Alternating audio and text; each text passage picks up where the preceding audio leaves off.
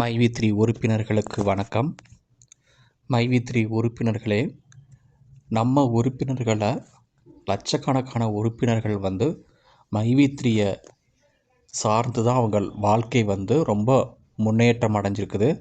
அந்த வகையில் பார்க்கும்போது அப்படிப்பட்ட முன்னேற்றம் அடைஞ்ச மைவி3 உறுப்பினர்கள் இன்னமும் மைவி3யை நம்பி தான் இருக்கிறாங்க. ஏன்னா அவங்க ஈஸியாக இந்த கம்பெனிக்கு அவங்க துரோகம் பண்ணலை.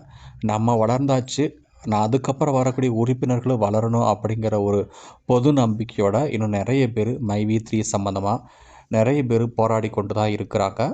இதில் மைவி3 கம்பெனியினுடைய ஓனர் சக்தியானந்தன் அவர்கள் தனிப்பட்ட முறையில் சொந்த உயிரையும் உடம்பையும் தியாகம் பண்ணி தான் இந்த மைவி3யோட சம்மந்தமாக எல்லா வழக்குகளையும் சந்தித்து கொண்டு வராரு.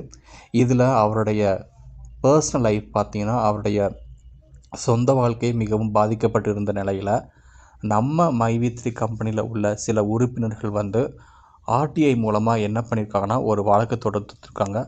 அந்த ஆர்டிஐ வழக்கில் மைவி3 சம்மந்தமான விசாரணையை கூடிய விரைவிலேயே முடிக்கணும்னு சொல்லியும், மேலும் விசாரணையோட ஒவ்வொரு ஸ்டெப் அதோடைய டெவலப்மெண்ட் என்ன, விசாரணையில் என்ன மாதிரியான கேள்விகளுக்கு கொடுத்துருக்காங்க, என்ன மாதிரியான பதில்கள் மைவி3 கம்பெனி சார்பாக வந்திருக்குது அப்படிங்கிறத ரொம்ப ஓப்பனாக மக்களுக்கு அதை தெரியப்படுத்தணும், உறுப்பினர்கள் நன்மைக்காக அதை தெரியப்படுத்தணும்னு சொல்லிட்டு ஒரு கேஸ் போட்டிருந்தாங்க.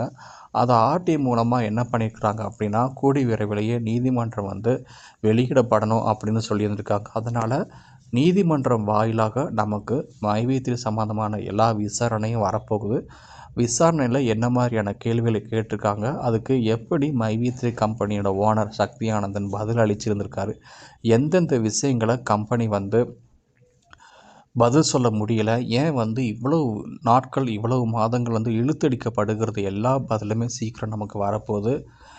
அதனால் சீக்கிரமாக நம்ம எதிர்பார்க்குறதுக்கு முன்னாடியே மைவி3 கம்பெனியான அனைத்து முடிவுகளுமே கூடிய விரைவிலேயே வரப்போகுது. ஏன்னா அந்த உறுப்பினர் ஆர்டிஐ மூலமாக கேஸ் போட்டதுனால வெகு விரைவிலேயே மைவி3 சம்மந்தமான அனைத்து தகவல்களுமே நம்ம ஒரு பொது மீடியாவிலே ஒரு பத்திரிகை வாயிலாகவும் சரி, அதிகாரப்பூர்வமான சேனல்லேருந்து நமக்கு சீக்கிரம் வரப்போகுதுங்கிறத தெரிஞ்சுக்கிறோம். இதன் மூலமாக அனைத்து உறுப்பினர்களுக்கும் ஒரு நம்பிக்கை ஏற்படுற மாதிரி தான் இந்த விசாரணையோட பதில்கள் அமைஞ்சிருக்கும் அப்படிங்கிறது நிறைய பேர் சொல்லி கொண்டிருக்கிறாங்க. அது நீதிமன்றம் வாயிலாக வந்தால் நமக்கெல்லாம் ஒரு ஆறுதல் கிடைக்கும். கண்டிப்பாக மைவி3 கம்பெனி மீண்டும் செயல்படும். ஏன்னா நீதிமன்றம் அந்தளவுக்கு இந்த மைவி3 சம்மந்தமாக எந்த ஒரு விசாரணையுமே அவங்க இது ஒரு குற்றமான ஒரு செயல் அப்படின்னு அவங்க நினைக்கவே இல்லை.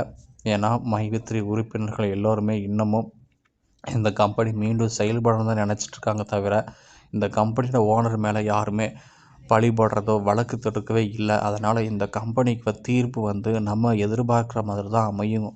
அதே மாதிரி இந்த தீர்ப்போட முடிவு சாதகமாக தான் இருக்கும் நம்ம எல்லாருக்கும் அப்படிங்கிறது தான் இந்த கம்பெனியினுடைய முக்கியமான உறுப்பினர்கள் கொடுக்கக்கூடிய தகவல் இது.